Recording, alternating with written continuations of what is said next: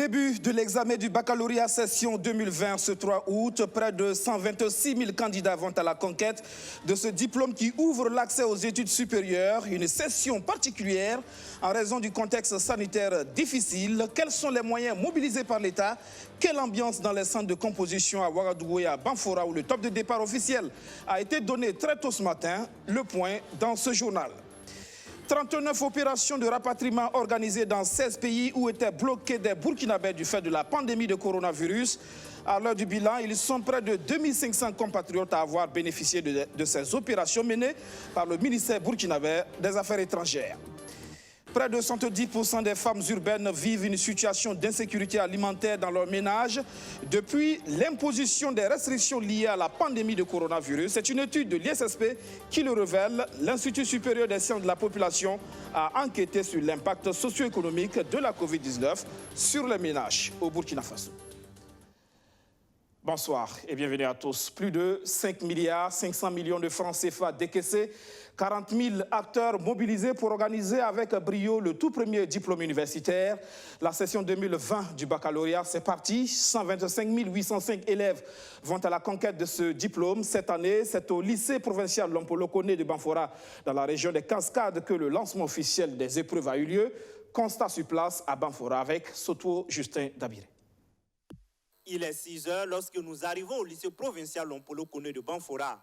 L'établissement abrite un centre avec 2 jurys, tous de la série D. Nous sommes à quelques minutes de la composition des épreuves écrites du bac. C'est le moment pour certains candidats de jeter un dernier coup d'œil dans leur cahier. 6h30, les surveillants procèdent à l'appel des candidats qui doivent se plier au respect de certaines mesures barrières contre la Covid-19, comme le port obligatoire de masque avant d'accéder à leur salle de composition. 13 341, Ouattara Assita Radea. Dans les salles de composition, certains candidats tentent de dissimuler leur stress avec un sourire. D'autres, par contre, gardent leur sérénité absolue, même devant notre caméra. La confiance y est, c'est ce qu'affirment certains candidats, malgré une année scolaire bouleversée par la pandémie de la Covid-19. Je suis confiant et j'espère que la confiance va payer. Même si les derniers coups n'étaient pas ça, on a un peu forcé, ça va. Il y a la confiance. Non. Avec la pandémie, lors du confinement, je bossais à la maison. Je faisais les travaux ménagers. Ça n'empêchait pas mes boss. Et après le confinement, on a eu à achever le programme avec certaines photocopies par d'autres matières. Donc, à l'air, je ne me crains pas. Je pense qu'avec la grâce de Dieu, ça ira. Le ministre Alkassou Maïga et sa délégation ont visité certaines salles de composition pour encourager les candidats et leur prodiguer des conseils. 7h15, le professeur Alkassou Maïga procède à l'ouverture officielle de l'enveloppe contenant l'épreuve de français pour les candidats de la série D. C'est déjà un grand succès, à la fois pour les enseignants, pour les élèves, pour les parents, mais aussi pour le gouvernement. Parce que il y a eu un grand moment de doute. Donc je voudrais, du fait qu'on a pu tenir les dates programmées, commencer par remercier et féliciter tous les acteurs. Je pense que nous avons joué notre partition, parce que ça n'a pas été facile. Nous avons joué notre partition en demandant aux élèves de se dire qu'il y aura le bac cette année et de ne pas perdre courage. Ce sont au total 125 805 candidats, dont 72 519 garçons et 53 286 filles qui sont à la recherche du premier diplôme universitaire. Ils sont répartis dans 77 villes et localités, composent dans 257 centres et 471 jurys. Le plus jeune candidat au baccalauréat 2020 a 15 ans et le plus âgé à 63 ans. Les résultats du premier tour sont attendus selon le ministre Alkassou Maïga pour le jeudi 13 août 2020. Ouagadougou, dans la région du centre, c'est le ministre de l'Éducation nationale qui a dévoilé les premières épreuves. Le professeur Stanislas Waro était au lycée mixte de Gonguin où il a encouragé les candidats. Archimède Boy. Stanislas Waro procède ce 3 août à l'ouverture de l'enveloppe contenant l'épreuve de philosophie du baccalauréat session 2020. Voilà, et c'est parti pour le bac. Alors, vous pouvez repartir vous asseoir maintenant. Le reste là, c'est pas vous. Ici, Au lycée mixte de Gungain à Ouagadougou, le ministre en charge de l'éducation nationale donne quelques consignes aux candidats. Je pense qu'on est en train de vous donner les consignes. Voilà, c'est qu'on n'a ni voisin de gauche, ni voisin de droite, ni voisin de derrière, ni d'avant. Donc, on est seul et tout seul. Vous avez besoin de quelque chose, vous avez les profs qui sont là pour surveiller et vous vous adressez à eux. Anne et Raïssa attendent avec confiance cette première épreuve. Je suis confiante de moi-même parce que je me dis que ce qu'on a fait tout ce temps, ce n'était pas pour rien. On l'a tant entendu, donc on va l'affronter avec courage. Je ne peux pas dire que je ne suis pas prête puisque je me suis préparée à tout, mais je pense que ça va aller. La fine pluie de ce matin a causé le retard de certains candidats, constate le président de ce jury. Comme souci, c'est généralement les candidats qui ne viennent pas la veille repérer leur salle. Et avec cette pluie matinale, ça a un peu perturbé certains. Ils sont arrivés et le temps de chercher leur salle alors que l'appel avait déjà commencé. Bon, quelquefois, il y en a qui sont un peu paniqués, mais je crois qu'il y avait plus de peur que de mal. Chacun a retrouvé sa salle. Il est 7h30. Tous prennent enfin connaissance des sujets. Dans cette salle sont regroupés ceux atteints d'un handicap visuel. C'est ma deuxième fois. Et bon, je tire des leçons des caprices passés. Bon, je pense que tout ira bien par la grâce de Dieu. Cette année, ils sont au total 116 000 candidats engagés dans la course pour l'obtention du baccalauréat d'enseignement général. Parmi eux, on dénombre 321 pour la série C. Le baccalauréat organisé par l'État malgré un contexte sanitaire difficile. L'autre défi de résilience relevé malgré quelques insatisfactions, c'est bien le rapatriement de Burkinabés bloqués à l'étranger. Près de 2500 compatriotes ont pu regagner la mère patrie à travers 39 opérations de rapatriement organisées dans 16 pays. Le chef de la diplomatie burkinabé Alpha Bari et ses collaborateurs ont fait le point ce 3 août. Archimède Boy. 2431 Burkinabés bloqués dans 16 pays suite à la fermeture des frontières pour cause de Covid-19 ont regagné le Burkina Faso. Ce retour a été possible grâce à l'action du ministère en charge des Affaires étrangères. Le ministère des Affaires étrangères a pu, en bonne collaboration avec le ministère de la Santé et le ministère des Transports, notamment à travers l'Agence nationale de l'aviation civile, l'ANAC, organiser 39 opérations de rapatriement de 16 pays différents. Ces 39 opérations ont permis de faire rentrer au pays 2431 Burkinabés à la date du 30 juillet 2020. Il n'y a pas que des Burkinabés. Des citoyens d'autres nationalités présents sur le sol burkinabé ont aussi eu recours au département d'Alpha Bari en vue de regagner leur patrie. Toutes ces personnes ont eu recours au ministère des Affaires étrangères et de la coopération pour se voir établir des laissez-passer. C'est au total 1716 personnes composées essentiellement d'Africains, d'Européens et d'Asiatiques, notamment des Chinois, qui ont bénéficié des services du département en charge des affaires étrangères pour sortir du Burkina Faso. Cette fermeture des frontières est intervenue au moment où les acteurs de la filière mangue s'apprêtaient à écouler près de 204 tonnes de mangue vers l'Europe. Ces produits ont pu être acheminés à bon port, indique Alpha Bari, et ce, suite à des échanges avec les autorités éthiopiennes pour la mobilisation de Ethiopian Airlines en vue d'assurer la liaison. La pandémie de Covid-19 et ses chiffres qui révèlent que les femmes urbaines constituent la frange de la société la plus touchée. Environ 70% d'entre elles déclarent vivre une situation d'insécurité alimentaire dans leur ménage depuis l'imposition des restrictions liées à la pandémie. C'est une étude de l'Institut supérieur des sciences de la population qui le dit. L'ISSP qui a analysé les perceptions, connaissances, attitudes, pratiques associées à la Covid-19 ainsi que son impact socio-économique sur les ménages et sur l'accès aux services de santé au Burkina Faso. Arsène Konitamde. La première étude sur l'impact socio-économique de la Covid-19 sur les ménages est disponible 4 mois après la survenue de la pandémie au Burkina Faso. Au total, 3525 femmes ont été interrogées sur tout le territoire burkinabé. Il en ressort que 58,4% des ménages au plan national ont ressenti une perte partielle de leurs revenus du fait de la pandémie. 60,7% des femmes en milieu urbain ont déclaré une situation accrue d'insécurité alimentaire dans leur ménage, contre 60,3% en milieu rural. C'est surtout les ménages qui étaient déjà vulnérables et qui vivaient au jour le jour, et près de 7 ménages sur 10 dans cette catégorie de ménages-là ont reconnu qu'ils ont subi par exemple une insécurité alimentaire accrue. Près de 9 femmes sur 10 a déclaré qu'elles ont connu une situation beaucoup plus difficile qu'auparavant, quand il n'y avait pas ces conditions de restriction liées à la Covid-19. En ce qui concerne les attitudes vis-à-vis de la Covid-19, l'on s'aperçoit que la quasi-totalité des enquêtés connaissent les mesures barrières. 17% croient toujours que la maladie ne touche que les riches, et on note des difficultés d'accès aux services de santé depuis l'imposition des restrictions.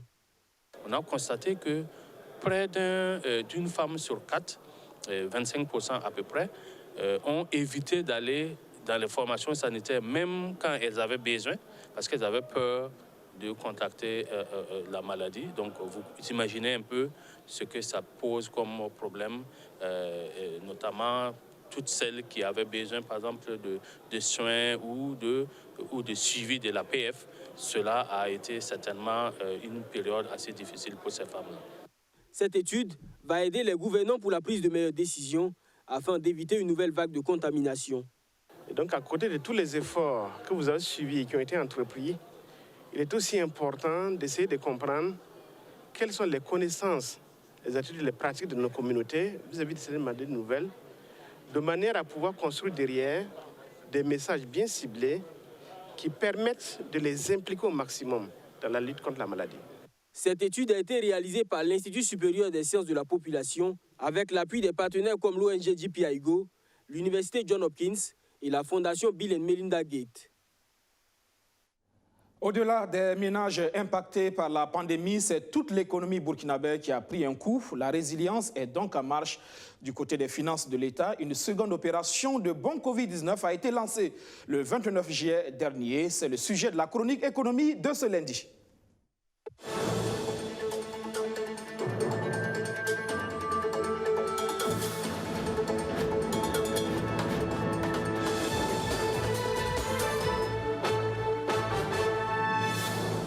Une émission de bon Covid-19 qui veut mobiliser des fonds pour faire face aux effets pervers de l'épidémie sur l'économie. Pour ce deuxième coup, les attentes ont été largement comblées. L'émission a suscité un engouement des investisseurs avec un taux de couverture de près de 440%. Arsène Konitambe. À la recherche de liquidités pour donner du souffle à son économie fortement éprouvée par le nouveau coronavirus, le gouvernement burkinabé a opté pour les bons Covid-19. Depuis le 29 juillet, l'exécutif a mobilisé 50 milliards de francs CFA. C'est la seconde fois que le pays a recours à ce système. En avril dernier, il avait déjà obtenu 80 milliards de francs CFA à l'issue de la première émission. Le lancement de ce nouveau bon, peut-être ça peut expliquer que les conséquences de la Covid-19 ne sont pas tout à fait finies au niveau de l'Afrique de l'Ouest. Ça veut dire qu'il y a encore des difficultés à venir, que l'économie n'est pas encore tout à fait relancée et que cet argent va justement permettre de relancer l'économie, puis à faire face aux besoins immédiats liés à la pandémie de Covid, c'est-à-dire la prise en charge des malades, les équipements et autres. Cette seconde émission de bon Covid-19 a suscité un engouement de la part des investisseurs. À la recherche de 50 milliards, le gouvernement de Christophe Dabiré s'est vu proposer la somme de 219 milliards de francs CFA. Le pays a préféré jouer la carte de la prudence en se contentant des 50 milliards annoncés.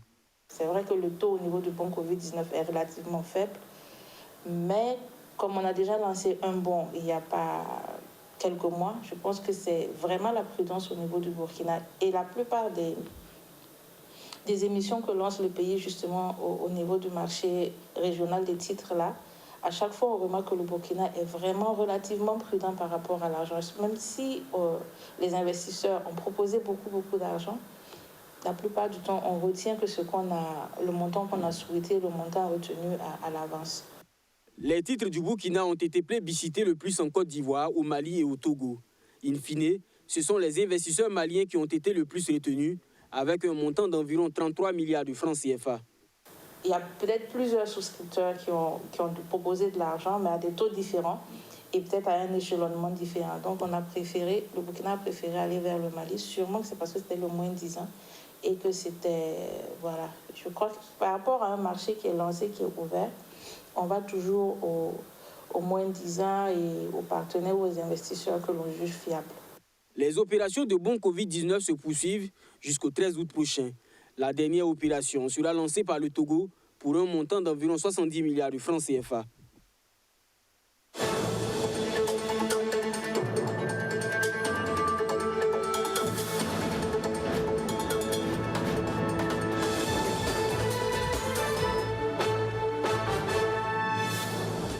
L'État, au front de la mobilisation des fonds pour amoindrir le choc créé par la Covid-19, est accompagné par d'autres acteurs de développement comme l'ONG Solida Suisse dans le cadre de son projet appui à la résilience des populations vulnérables face à la Covid-19. L'ONG a fait un don de matériel de protection aux populations. Il est aussi question d'initiatives de sensibilisation dans un contexte de relâchement dans le respect des mesures barrières. Jacob Zongo, Soto Justin Dabiré. Des lave-mains, des savons et des affiches de sensibilisation en langue nationale au profit des populations des zones rurales de la région des Hauts-Bassins. Cette action de l'ONG Solida Suisse vise à permettre aux populations issues des zones rurales d'avoir un accès facile aux informations utiles à la protection contre la Covid-19. Le projet vise à apporter des éléments d'information sur la maladie des populations et les appuyer à respecter les mesures barrières de lutte contre la Covid-19. On a l'impression que la maladie est partout, mais il faut que nous restions vigilants pour pouvoir nous préserver de cette maladie qui sévit toujours ailleurs. La mise en œuvre de ce projet va s'articuler autour de deux axes principaux qui visent à fournir à la population les moyens nécessaires pour faire face à la pandémie de la Covid-19. Nous avons choisi pour ces messages de sensibilisation de nous servir de passer à travers les langues nationales des différentes régions d'intervention du projet pour permettre à ce que ces messages soient accessibles aux populations. Le deuxième axe d'intervention, c'est la protection. Et à travers la protection, nous appuyons les populations à travers du matériel, notamment des dispositifs de lavement, des pare-nez, pour leur permettre de respecter les mesures barrières. Le représentant des bénéficiaires se réjouit de l'action de l'ONG Solida Suisse, qui est une invite à un respect rigoureux des gestes barrières. Parce que quand on sait qu'à un moment donné, on a cru que le coronavirus est en train de disparaître, même il y a repris des sanctions. Alors, si il y a des plateformes qui vont pouvoir préparer avec le matériel afin que nous puissions offrir des plateformes vulnérables que sont les enfants. Avec un coût global de près de 25 millions de francs CFA, le projet appui à la résilience des populations vulnérables face à la Covid-19 verra sa mise en œuvre dans 6 régions, la région du plateau central, du centre-nord, du centre-est, du nord, du Sahel et la région des Hauts-Bassins. Cette remise de matériel de protection contre la Covid-19 fait suite à une formation organisée à l'endroit de 50 animateurs et animatrices issus de 10 organisations. Le projet Voix de paix, lui, se penche sur les préoccupations des populations en rapport avec la mise en œuvre du PUS, le programme d'urgence pour le Sahel. Le rapport produit et remis aux autorités burkinabées fait un gros plan sur les attentes des populations des régions du Nord et du Sahel. L'idée, c'est de les inviter à prendre en compte les besoins des populations dans la planification des réalisations du PUS. Abdou Aziz Saré. Ce document est une production du projet Voix de paix. Il contient l'ensemble des préoccupations et doléances des populations des régions du Nord et du Sahel en rapport avec la mise en œuvre du programme d'urgence pour le Sahel. Ce rapport est remis ici aux autorités nationales. Objectif, les inviter à prendre en compte leurs besoins à la base dans la planification des réalisations du PUS. Nous attendons en tout cas une implication plus forte. Et nous voulons aussi que ce programme soit reconduit dans les deux régions. Parce qu'il y a une prise de conscience des populations. Au moment de l'implantation de puces, beaucoup étaient pessimistes. Ils disaient qu'en fait, c'est pas ça. Les gens ont passé tout leur temps à douter. C'est pour nous calmer, ce n'est pas vrai. Mais maintenant, et les 3 ans là, on n'a pas pu donner le maximum de nous. Et maintenant que la prise de conscience est générale et que les activités sont remises et renouvelées avec l'implication de notre population, je crois qu'on aura des résultats plus probants. Selon les responsables du programme d'urgence pour le Sahel, ce document constitue un outil essentiel qui devra leur permettre de mieux apprécier leur intervention sur le terrain afin de mieux réajuster ou de réorienter leur mode opératoire si nécessaire. Le dispositif institutionnel de mise en œuvre du programme est décliné jusqu'au niveau village.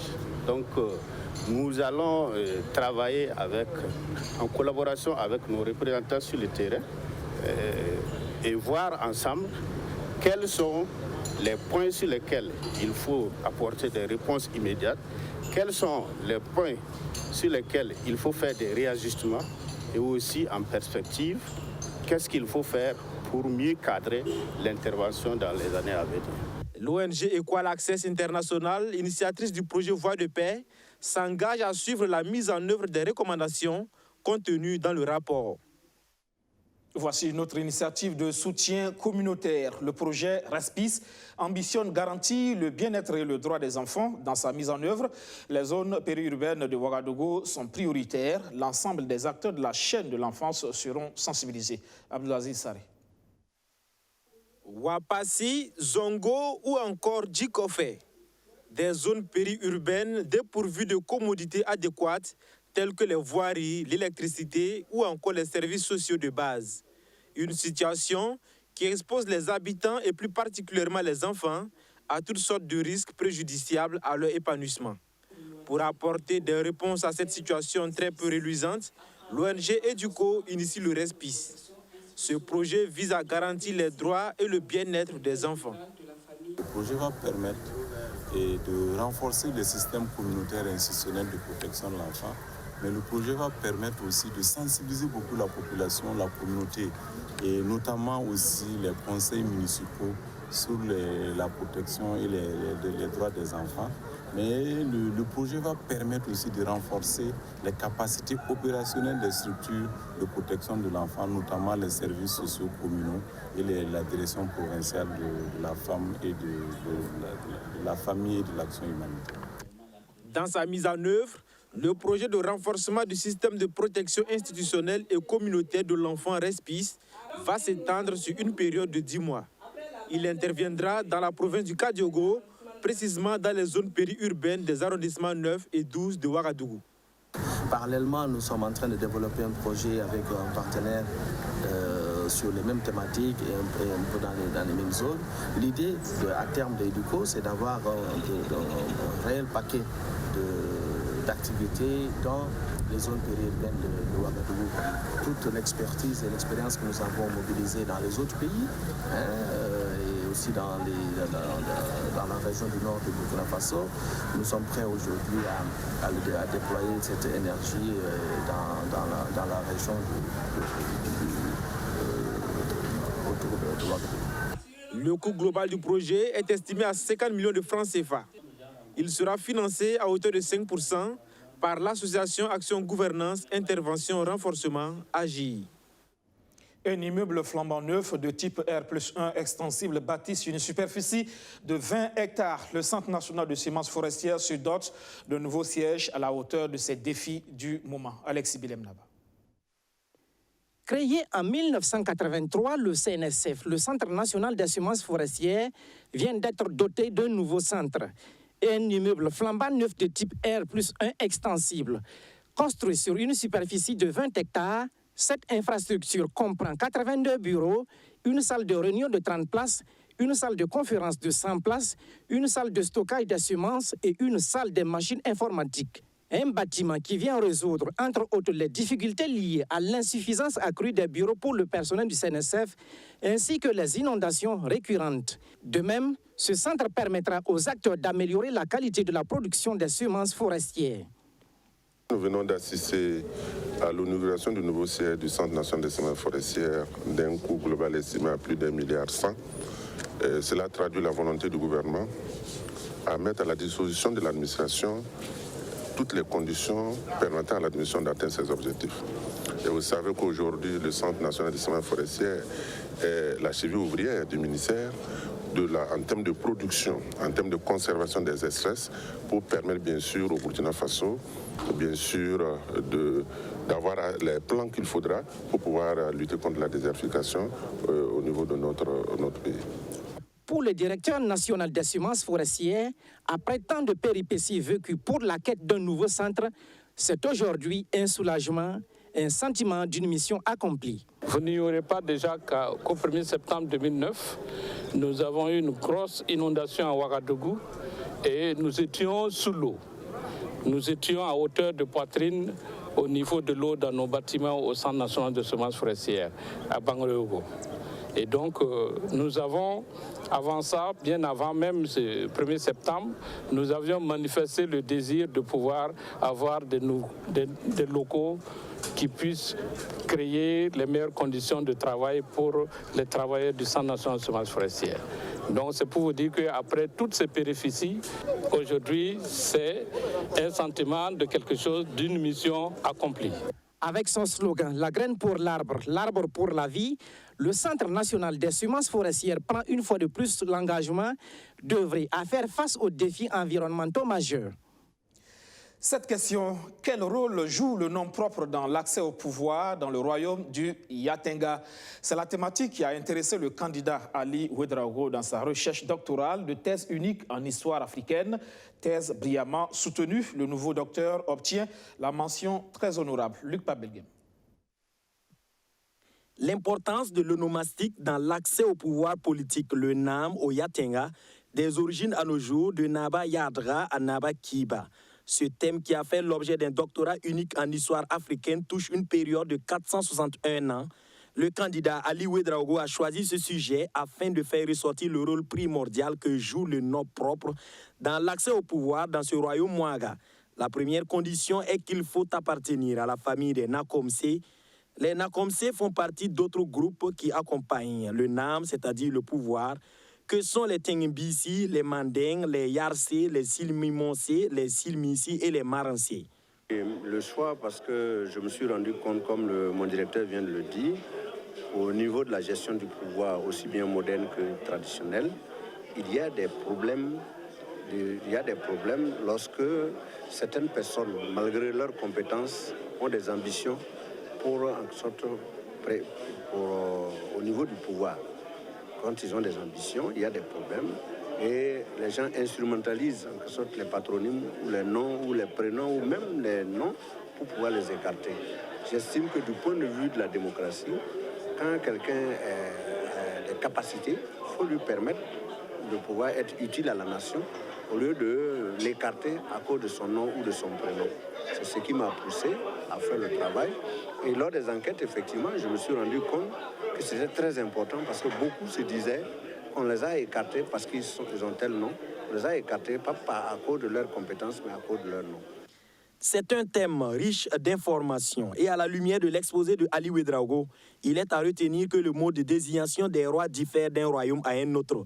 Si à Ouagadougou, c'est le fils aîné du souverain qui lui succède, au Yatenga, la royauté se dispute entre les aînés de façon générale, mais quoi qu'il arrive, ne peut être roi qu'un Ouedraogo. Mais le danger, fait remarquer le jury, est que pour prétendre au trône, il y en a qui sont tentés par la falsification. La thèse est intéressante parce que ça relève aussi les limites de notre démocratie. Aujourd'hui, on dit que la démocratie, c'est le pouvoir à ceux qui sont méritants par leurs compétences personnelles. Mais quand on constate qu'il y a un usage du patronyme pour arriver au pouvoir, évidemment, qui dit patronyme ne dit pas forcément compétence. Donc ça peut fausser aussi le jeu démocratique. Et en cela, la thèse d'Ali nous invite à réajuster notre approche de la démocratie. Mention très honorable donc pour Ali Ouedraogo, désormais docteur en histoire. Professeur d'histoire-géographie depuis les années 1980, il a tenu à sa thèse après des années de recherche, un rêve devenu aujourd'hui réalité dans le département d'histoire et archéologie en unité de formation et de recherche en sciences humaines à l'université Joseph Kizerbo. En bref, avant de nous quitter, sachez que la Côte d'Ivoire a un nouveau gouvernement sans grand changement. Presque tous les ministres gardent leur portefeuille. Un gouvernement dirigé, vous le savez, par Ahmed Bakayoko, nommé Premier ministre et ministre de la Défense il y a quelques jours. Fin de ce journal. Merci à tous de l'avoir suivi. Bonsoir.